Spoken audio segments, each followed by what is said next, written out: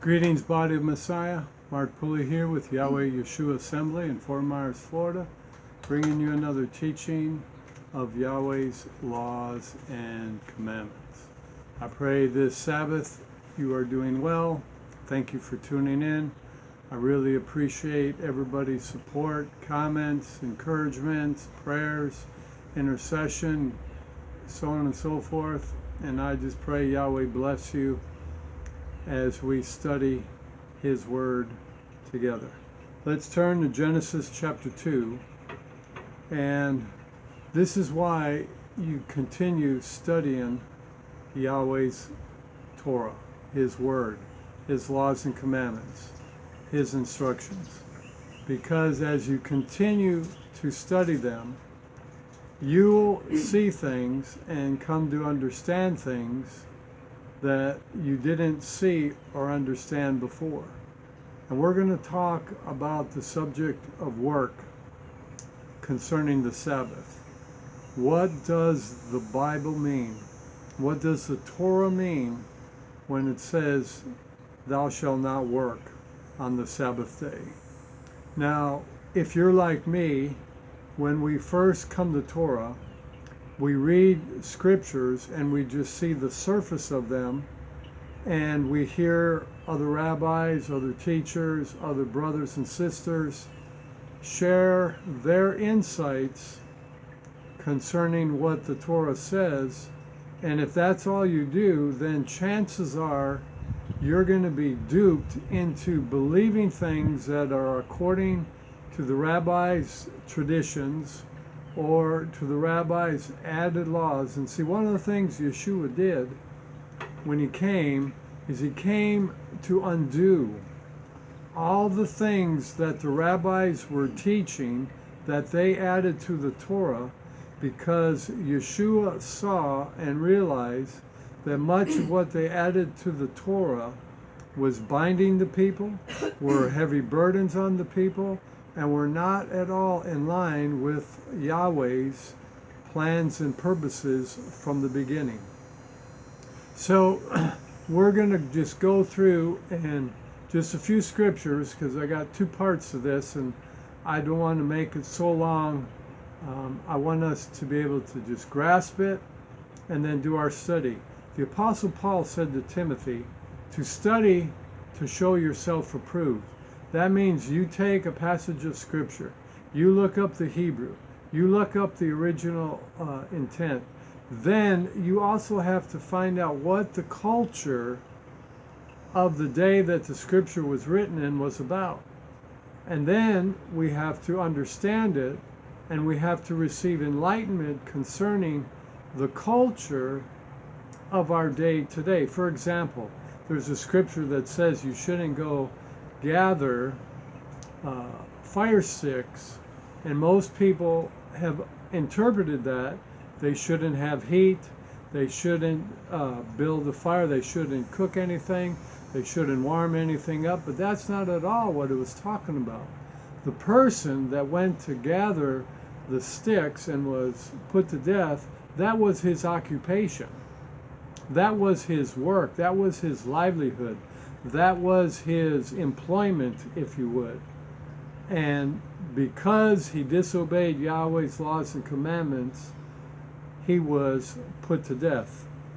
Judgment came upon him.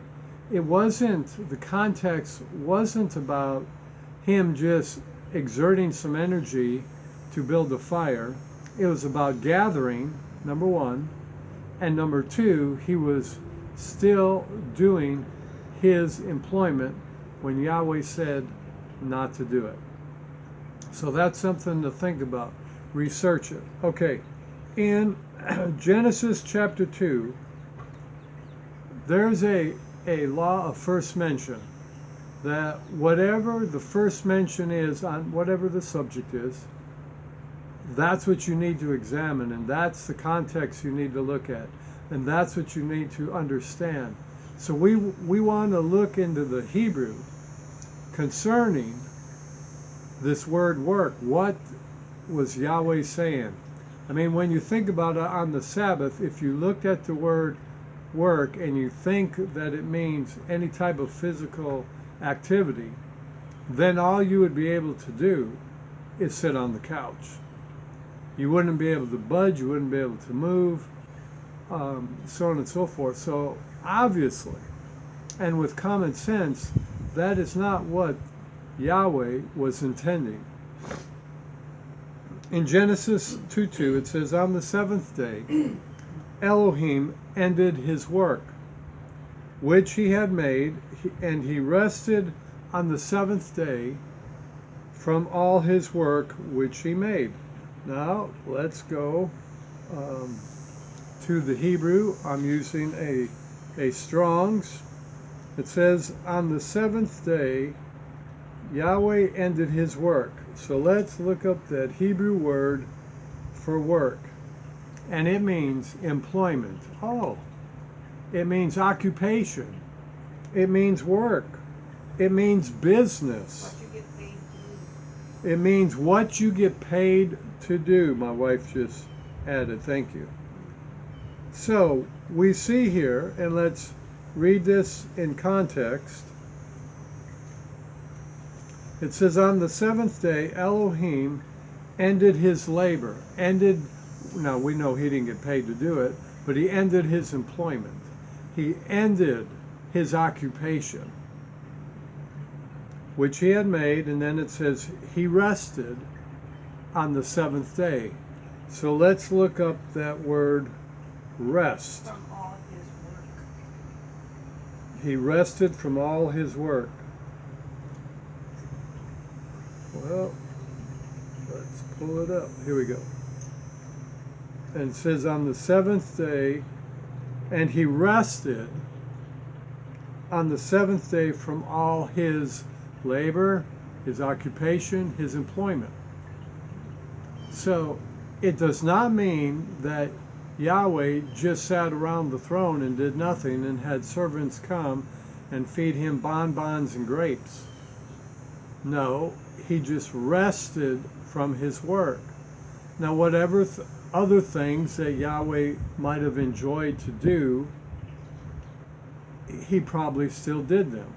Just like things that you and I enjoy to do. You know, my wife loves gardening. She loves arts and crafts, so on and so forth. She enjoys doing them. They give her pleasure. They give her rest. It relaxes her, she says that. She even, when she trims the palm tree, she says it relaxes her. To me, that's work. To me, that's labor. Now, I'm not getting paid for it, but it's still labor. So for me to trim the palms on the Shabbat, I couldn't do that because that would be work. That would be breaking the Sabbath. But now, in the next teaching, we're going to talk about that Yeshua is the master of the Sabbath. So when my wife works in the garden, and even when I work on our, we just started our winter sowing season of fruits and vegetables in buckets, because here in Florida the sand is what our ground is, and you can't grow anything. So we planted vegetables in 5-gallon buckets and other kind of containers. To us, that's not work. That's bringing us pleasure. That's bringing us pleasure. We enjoy that. It relaxes us. Now, for someone, that would be work. Like for me, trimming the trees, it is not relaxing. My wife's laughing over here, if you can hear her. It is not relaxing. So for me, that's breaking the Sabbath. But for Linda, that's not breaking the Sabbath. So we see here that on the seventh day, Elohim ended his work. And we can see in Genesis 1, where it says at the end of each day was from sundown to sundown. And so we see what the 24-hour period was, that it began at sundown and ended at sundown.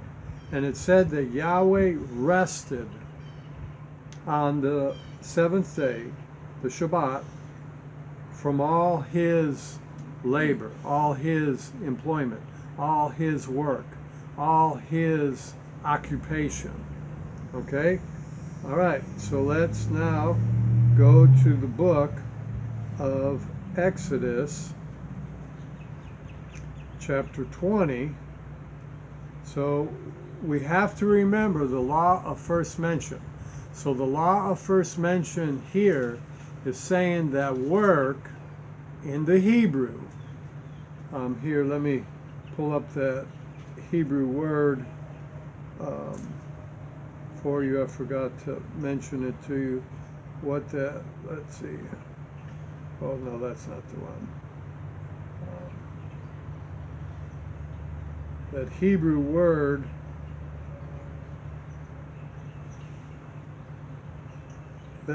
word is, oh, I can't even pronounce it. Melawkaw. It's Hebrews H4399. All right? So that's the Hebrew word that in each of these instances, the original Hebrew scripture is used, and it means employment, occupation, business, the labor you work at your employment or your assigned task. Now we know Yahweh didn't get paid for it, but that was his own assigned task to him and Yeshua to create the earth. All right, so we see here in Exodus 20 and verse 8, it says, remember the Sabbath day to keep it separated. Now the whole purpose of the Sabbath day, the Shabbat, is to separate you and I from the world system, from being in the world. We're not of the world, but we're still in the world. To be totally separated from it. And yes, you shouldn't do any commerce, because when you do commerce on the Sabbath, you are making someone else work at their assigned employment, even though Yahweh said for them not to work. So then it says, 6 days shalt thou labor and do all thy work. 6 days shall you labor and do all thy work. And the labor and work is the Hebrew word again, meaning employment, occupation, business, labor and work that has to do with your employment and occupation. And it says, 6 days you shall do these things. But on the 7th day, from the very beginning, Yahweh said, you shall not do these things. But the 7th day is the Shabbat of Yahweh. It's not of the Jews. It's of Yahweh, thy Elohim. In it you shall not do any work. And again, that work, the word work in the Hebrew means occupation, employment, labor and work from that occupation, employment, and business. You shall not do it. Okay, and then it says, nor thy son, nor thy daughter, manservant, maidservant, nor thy cattle, nor thy stranger that is within thy gates. None of these shall do any work on the Shabbat, any labor from their employment on the Shabbat. Now, we also have to have some common sense in some of these things. Now, these people were agricultural. They had animals, just like you have animals. Do you feed your cat or your dog? Or if you have a bird, do you feed it? Do you give it water? Oh, yes, you do. Why? Because you're honoring the sanctity of life. Same way, in these days, they honored Yahweh, but yet they still had to feed their animals. If you were a farmer, you still had to milk your cows, otherwise the cow would just be so uncomfortable. I had uncles, and my mom grew up on a farm, and it didn't matter what day it was or what feast it was, they still had to feed them, water them, milk them, and put them out to pasture. Now, it wasn't a full day's work.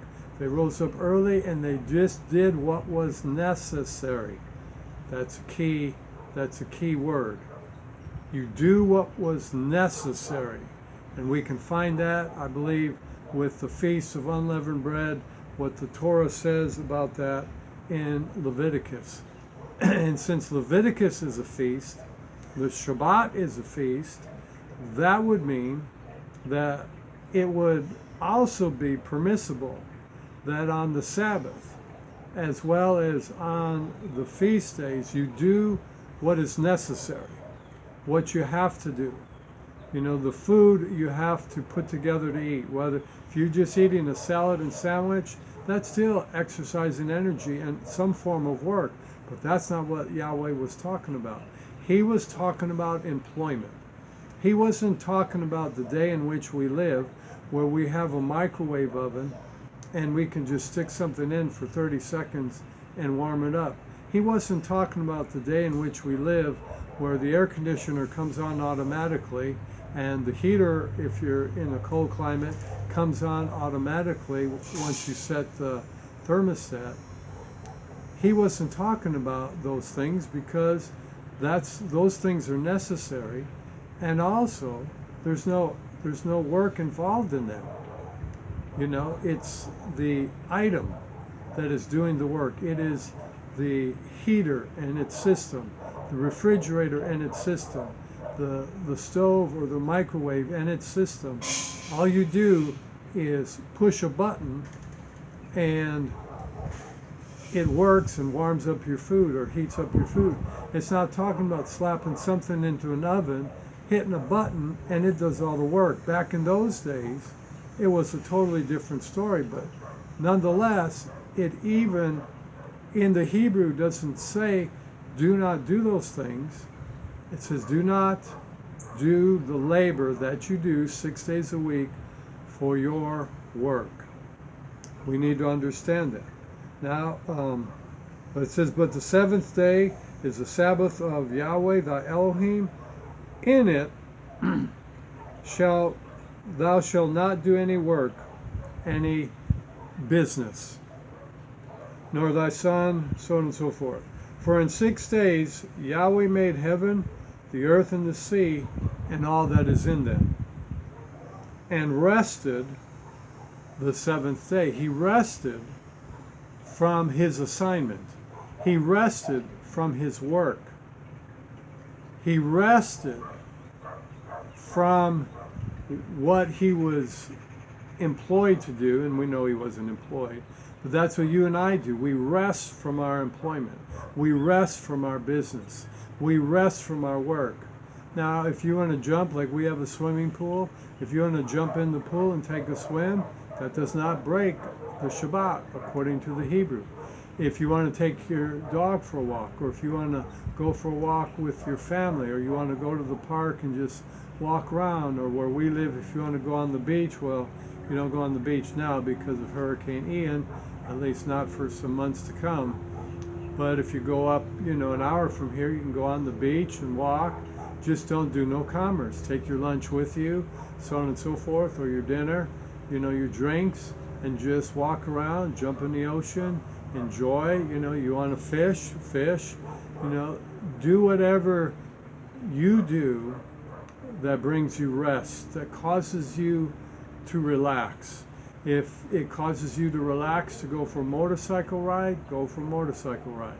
If it causes you to relax, just to sit out like we usually do, sit out on the lanai and just enjoy the season. We don't do this in the summer too much because it's way too hot, but starting now the humidity is decreasing, so it's a little more comfortable.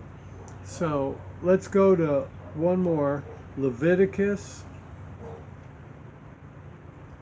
chapter 23.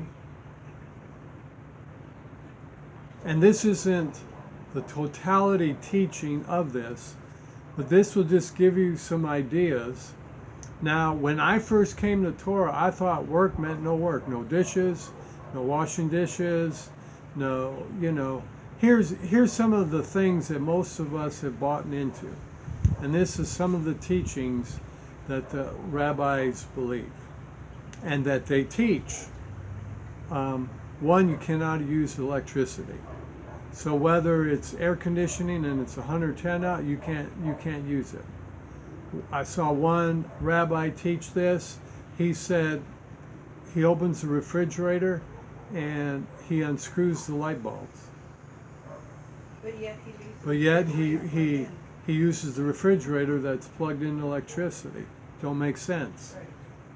He also said that you cannot put toothpaste on your toothbrush, but you can put toothpaste in your mouth and then put the toothbrush in your mouth. That just doesn't make sense. And there are many other things that, they believe you can vacuum, or not vacuum, you can sweep the floor, like, if you spilled something from dinner or breakfast on the floor, you can sweep it, but you can't vacuum it. Vacuuming it is less work than sweeping it. A lot of them believe, they could be living in Buffalo, New York in the middle of January when it's 20 below out, or Wisconsin where I'm from, and it's 20 below out, but you can't turn the heat on, so you have to sit in there in the cold. That is not what Yahweh was referring to. It just doesn't make sense. This day is a day of rest. If you're shivering, freezing in 20 below temperature, that sure is not a pleasant day, and you're not going to be rested. You're going to be just, freezing. Or if you live in a hot climate and turn Or, your air conditioning off. my wife said, you live like where we live and it's hot and the house gets 100 degrees, you can't have no fans on, you can't have no air conditioning. That's how people die and perish, and that is not in line with Yahweh's heart. That's not in line with the Hebraic scriptures.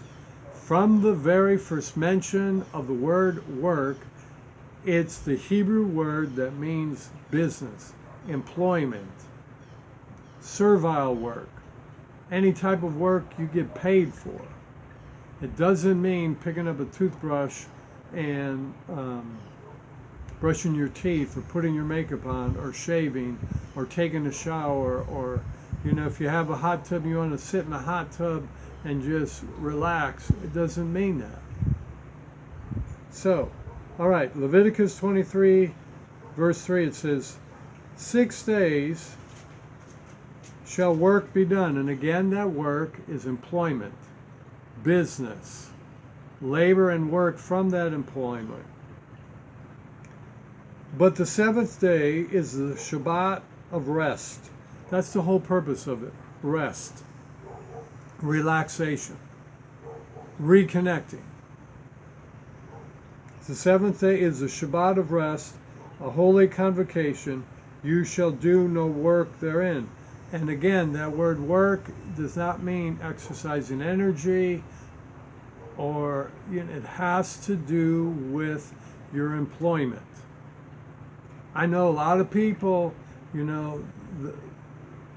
don't believe this. They do nothing or very little on the Sabbath, but they still break it if they believe that, because they're exercising energy. Maybe they sit around and play games with their kids. Think about this. Okay, Shabbat starts Friday sundown.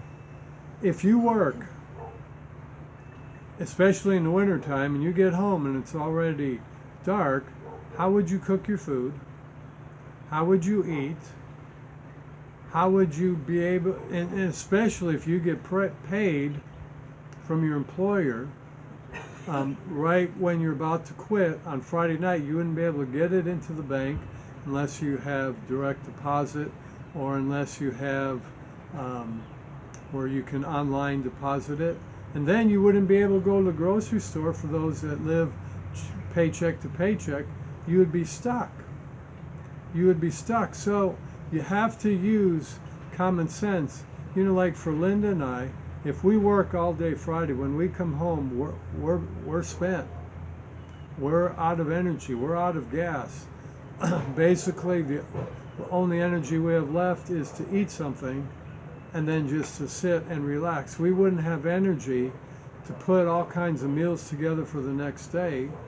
But now, mostly we don't eat sandwiches, but we eat tons of salads, and we always have beans and rice, and it's no big deal to heat them up in the microwave, and then eat, a burrito or put it on your salad. Me, Rice. I like, my wife just said rice bowls. She makes good rice bowls. Me, I can put our black beans on my salad for protein, and you don't need to heat nothing up to do that. I usually let it sit out for an hour to get a little room temperature. I do that during the weekday when I'm at work. So it doesn't mean what we thought it meant. It means you can't do nothing. Don't take out the trash. If something's on the floor, you can't pick it up. It doesn't mean those things. See, you have to research the scriptures. You also have to use the culture of the day as well as the culture in which we live in. It's not work for your fans to be running. You're not working. You're not working to turn on an electric heater, or like our heat is electric. You're not working to turn on a gas fireplace or an electric fireplace that will, give you a decent flame and a decent amount of heat. It's not referring to that. So we have to use common sense. Like for me, I don't have it on now because it makes too much noise. A pool cleaner. Pool cleaner's in, I turn a knob and there it goes. There's no work involved in it. The most work involved in it is walking from the inside of our house to where our valves are to turn the switch. And so we have to use some common sense as well as what the scripture originally said.